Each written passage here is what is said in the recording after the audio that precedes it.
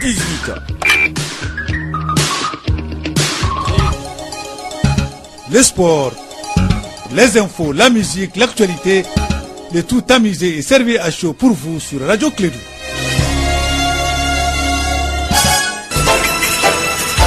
Radio Clédou, le journal avec Sotelma Malitaire. Mesdames et messieurs, fidèles auditeurs et inconditionnels du club de sa matinale, bonjour à vous et bienvenue. Musulmans, croyants et pratiquants, bienvenue et bon réveil. À chacun de vous, nous souhaitons la meilleure des chances et une très bonne journée. Un grand vendredi, une très bonne prière, une paix, une entente et une stabilité pour notre pays, le Mali. Alors, croyant musulman que tu es Bakar Cissé, bonjour à toi, bon vendredi. Je te laisse le microphone pour la présentation de ton journal du 8 septembre de l'an 2017 pendant qu'il est 7 heures en temps universel. Bonjour. Et bienvenue à cette édition, la première de Clédou Info. Merci d'avoir choisi Radio Clédou pour vous informer.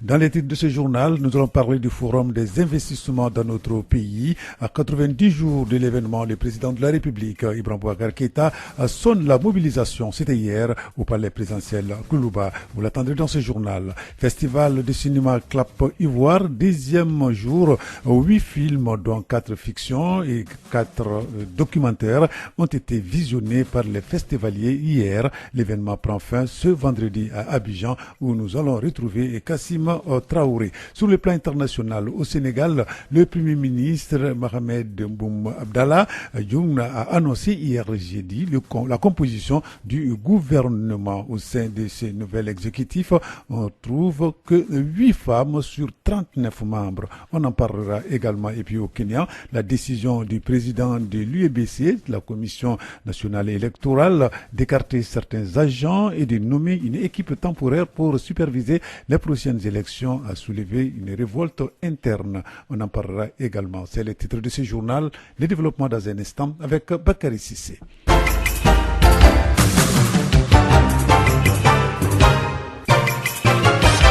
Bienvenue à cette édition. Aujourd'hui, nous sommes vendredi 8 septembre 2017. C'est la première session d'information de Clédou Info. Je le disais tantôt, début donc du compte à rebours du forum des investissements au Mali est prévu du 7 au 8 décembre prochain dans notre pays. C'est le chef de l'État en personne, Ibrahim Boubacar Keïta, qui a déclenché hier l'alarme au palais présidentiel de Koulouba à 90 jours de l'événement. Le forum Investissement Mali est un rendez-vous international de l'investissement et de l'émergence du Mali. Le président Ibeka sonne la mobilisation. Des propos recueillis par Mahamadou Kane. En procédant aujourd'hui au lancement du compte à rebours des 90 jours qui nous séparent de l'événement, laissez-moi vous exhorter à faire en sorte que ce pari soit un succès au bénéfice des opérateurs économiques que vous êtes, comme des populations maliennes tout court. Et j'en suis certain, ce sera le cas. J'appelle donc solennellement et vivement l'ensemble des forces vives du Mali et tous les membres du gouvernement, à se mobiliser et à travailler de concert au succès de ce grand rendez-vous pour le développement et l'émergence de notre pays. Ce n'est pas que l'affaire de votre collègue du secteur privé, c'est l'affaire du gouvernement, c'est l'affaire de tous les enfants du Mali, c'est l'affaire de tout le Mali, car il y va de notre survie, il y va de notre présence au monde, présence que nous souhaitons de qualité, s'imposant d'elle-même et non pas parce que nous l'aurons mégoté, nous l'aurons mendié. Non, nous ne sommes pas un pays de mendiants. Nous sommes un pays de présence au long des siècles, de mérite avéré, de dignité assurée. Et Inch'Allah, nous resterons debout. Faites donc avec moi le pari du Mali. Et faites donc de ce rendez-vous de 7 et 8 décembre le plus grand succès possible en matière de promotion économique.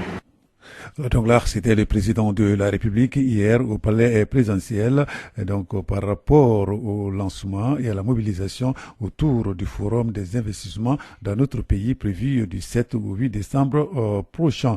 Nous allons parler encore des attaques dans le nord de notre pays. Et Kouakourou, c'est un village dans le cercle de Djenné, dans la région de Mopti. Donc ce petit village est assiégé depuis quelques jours par donc des djihadistes.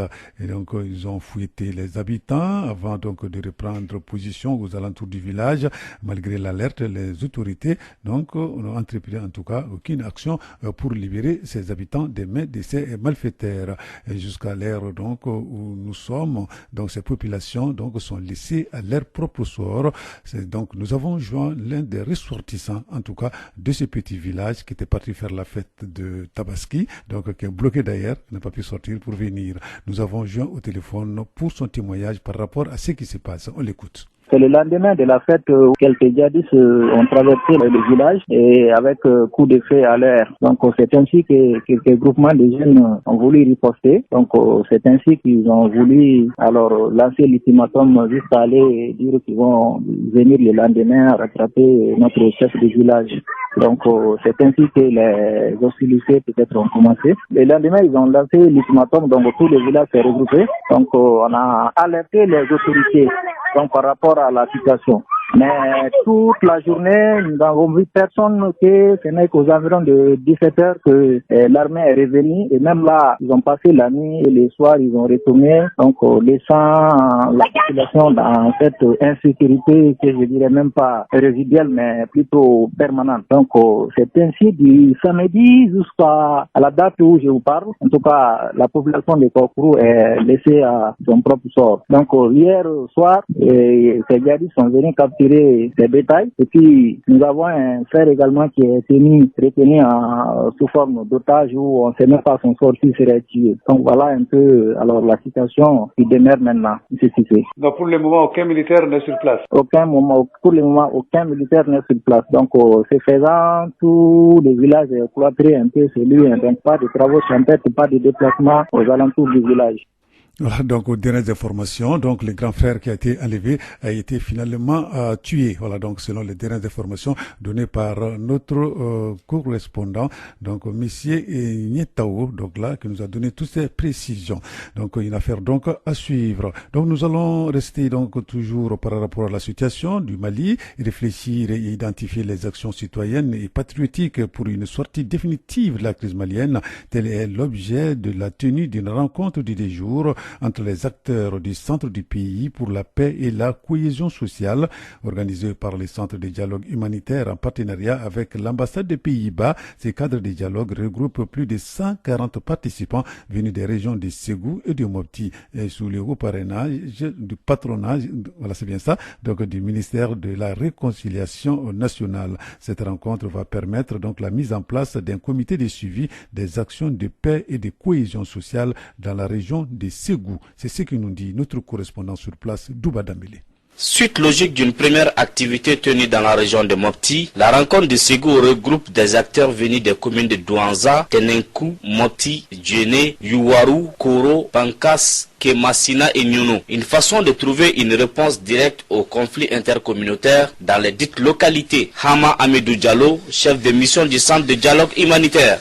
Depuis 2013, nous avons assisté à l'expansion de l'insécurité du nord vers le sud. Aucune communauté, aucun bien n'est épargné. Ces derniers jours, nous avons assisté à une forme d'insécurité la plus dangereuse que j'ai nommée les conflits inter- et intracommunautaires. Des communautés qui, depuis des millénaires, partagent les mêmes espaces, les mêmes ressources, sont en train de s'éloigner petit à petit les unes des autres. Le Centre pour le dialogue humanitaire se tient à vos côtés dans la recherche de solutions locales pérennes aux problèmes qui minent le centre du Mali.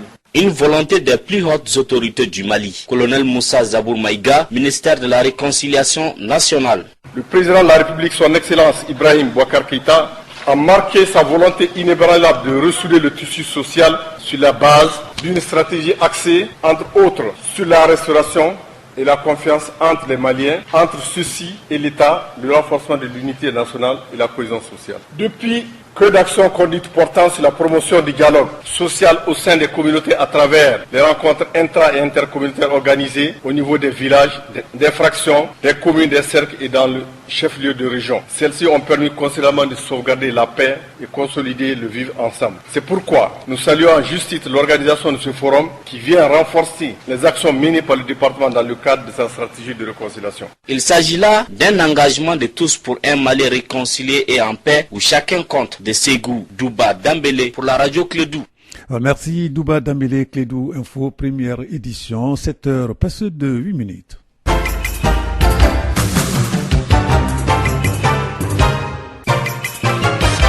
Sur le plan international au Sénégal, le Premier ministre Mohamed Boun Abdallah Dionne a annoncé hier jeudi 7 septembre la composition du gouvernement 24 heures après avoir été lui-même reconduit à son poste. Sur le président Macky Sall cherche la stabilité et la continuité. De nombreuses modifications ont néanmoins été apportées à l'équipe gouvernementale.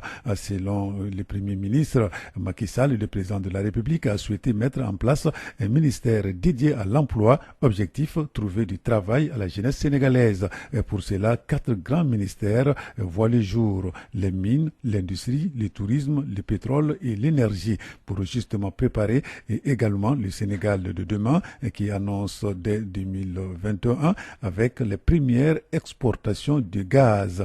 Au sein donc de ce nouvel exécutif, on ne trouve que 8 femmes donc sur 39 membres. Voilà, donc cela veut dire que le quota des 30% n'a pas été respecté également donc dans la composition de ce gouvernement. Au Kenya, cette fois-ci, la décision du président de l'UIBC, l'UIBC c'est la Commission nationale électorale dans ce pays, Wafula Chebukati, donc d'écarter certains agents et de nommer une équipe temporaire pour superviser les prochaines élections, a soulevé une révolte interne. Le sort de plusieurs hauts gradés donc de cette commission, très critiqué par l'opposition, est par ailleurs toujours en suspense. Des signes de confusion inquiétants, alors que selon les analystes, le bon déroulement des prochaines élections repose sur la capacité de cette commission à mettre en place les réformes nécessaires à temps et surtout à trouver un terrain d'attente avec les partis donc de Uhuru Kenyatta et de Raila Odinga. L'ouragan Irma donc a commencé hier soir, donc c'est jeudi soir, donc a provoqué déjà une forte montée des eaux dans le nord-est d'Haïti où des forts vents emportaient des toitures des maisons selon la protection civile de ce pays qui a comptabilisé déjà au moins 2 premiers blessés. La ville des Cap-Haïtiens qui concentrait les inquiétudes se trouve finalement épargnée par les intempéries, mais la situation est préoccupante dans d'autres endroits de ce pays. Et puis le centre militaire spécial de l'OTAN, inauguré cette semaine dans la base de l'Alliance Atlantique à Naples dans le sud de l'Italie, aura pour mission prioritaire selon l'OTAN de coordonner tous les acteurs sur le flanc sud de l'Europe et d'apaiser la situation dans cette zone. Des responsables libyens indiquent que ce centre aidera l'OTAN en tout cas à intervenir militairement en Libye.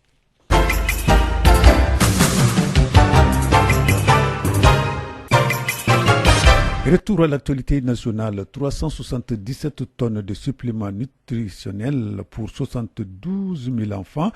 C'était donc dans le cadre de l'exécution du projet de prévention de la malnutrition infantile qui a concerné le Burkina Faso, le Sénégal et le Mali. Après 3 ans de mise en œuvre, un atelier de restitution des résultats dans les districts de San et Bla s'est tenu hier matin dans notre capitale ici. Le projet est piloté et financé par Hélène Iker International. Fanta Diakité nous donne des précisions. Ce projet de prévention de la malnutrition infantile dans le district sanitaire de Bla et San a concerné les enfants de 6 à 23 mois. Il a permis non seulement de faire la prise en charge des cas, mais aussi le dépistage et la référence. Dr Keita Marie Diakité, coordinatrice du programme nutrition à Hélène Keller International. Les enfants qui ont été dépistés positifs, c'est-à-dire MAM ou MAS, c'est-à-dire malnutrition aiguë modérée ou malnutrition aiguë sévère, sont référés au niveau du CESCOM ou le DTC. Les agents de santé du CESCOM confirment l'état nutritionnel de ces enfants-là et les mettent dans le programme de traitement. En moyenne, nous avons eu 24 000 enfants par mois donc, qui ont été dépistés et parmi lesquels on a plus de 7 000 enfants qui ont été référés. Cela a été possible grâce à des séances de sensibilisation, des causeries éducatives avec des groupes de soutien et les relais communautaires. Tout à fait, mais au début ça a été difficile parce que toute mobilisation communautaire est très difficile. Mais au cours de la vie du projet, nous avons eu à apporter des solutions, à savoir mobiliser les femmes à travers l'implication des groupes de soutien aux activités de nutrition. Et également, nous avons mobilisé les leaders communautaires, les DTC, pour nous appuyer vraiment à ce qu'on puisse atteindre les résultats. Le projet de prévention de la malnutrition infantile a été mis en œuvre dans 58 CESCOM pour 661 villages dans le district sanitaire de Bla et San. Après 3 ans de lutte contre la malnutrition dans ces localités, les leaders communautaires sont-ils prêts à prendre le relais? Des éléments de réponse avec Dr Keita Marie Diakité. Nous l'espérons parce que nous avons préparé le retrait du projet en mettant en place les GESAN, en les recyclant en fin de projet. Nous avons aussi recyclé les agents de CESCOM en fin de projet et nous les avons sensibilisés. Nous avons également formé les animateurs à radio pour continuer la sensibilisation à travers les radios. Sur les 24 000 enfants dépistés, 84% ont été reçus au CESCOM et pris en charge.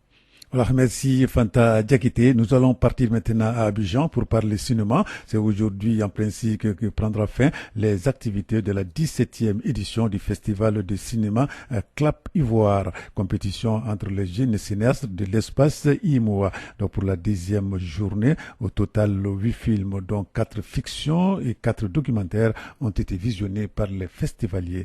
Nous retrouvons sur place Kassim Traoré. Le public de la salle de cinéma de l'hôtel Ivoire a été gâté par les réalisations des jeunes Africains. À commencer par le film des jeunes Nigériens où un jeune homme tombe amoureux de sa propre mère. Rachid Meiga, je suis réalisateur nigérien. Le film que j'ai présenté, c'est un film fiction intitulé Épris d'une mère. Donc Épris d'une mère, c'est l'histoire d'un enfant qui tombe amoureux de sa mère. Donc c'est un cas de complexe d'Oedipe aggravé qui n'a pas été traité. Donc ça s'est aggravé, la maman ne voulait pas amener son enfant voir un psychologue et cela a aggravé les cas de l'enfant jusqu'à ce que l'enfant est amené à tuer son père. La réalisatrice togolaise est venue avec une histoire réelle d'un enfant né en prison. Henriette Honyome, représentante du Togo, le film c'est né en prison. Ça parle de l'histoire émouvante de Ali et sa mère qui a été incarcérée pour trafic international de drogue. Sur la détenue est toujours à la prison civile de Lomé. Comme je l'ai mentionné au début du film, l'enfant il est parti après avoir eu 2 ans. Donc voilà, j'ai eu des interviews et je me suis dit il fallait en faire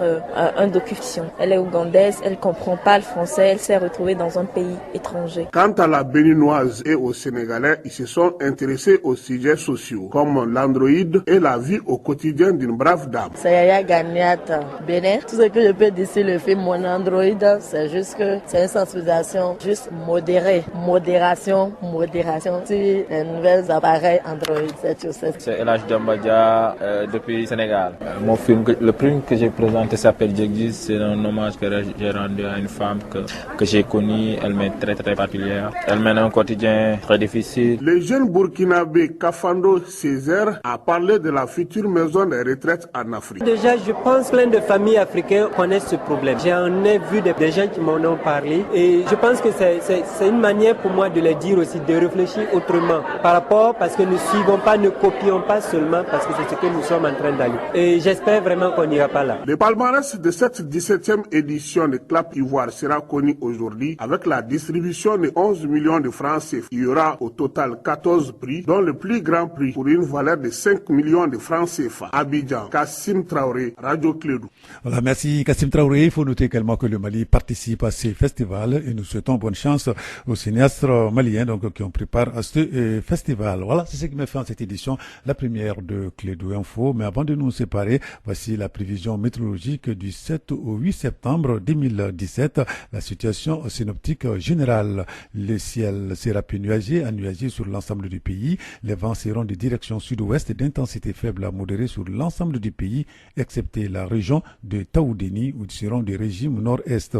La visibilité sera légèrement réduite par la poussière en suspension dans les régions de Tombouctou, Taoudéni, Kidal, Gao et Menaka et bonne sur le reste du pays. Des orages associés de pluie se produiront dans l'après-midi et la nuit dans les régions de Koulikoro et Sikasso. Les activités pluvio-orageuses se manifesteront en fin d'après-midi ou la nuit dans les régions de Kaï, Ségou, Mopti, Tombouctou, Gao et Menaka. Les températures seront stationnaires dans les parties sud du pays. À Bamako et environ, le ciel sera peu nuagé à nuagé avec un vent de direction sud-ouest d'intensité faible à modérée. La visibilité sera bonne.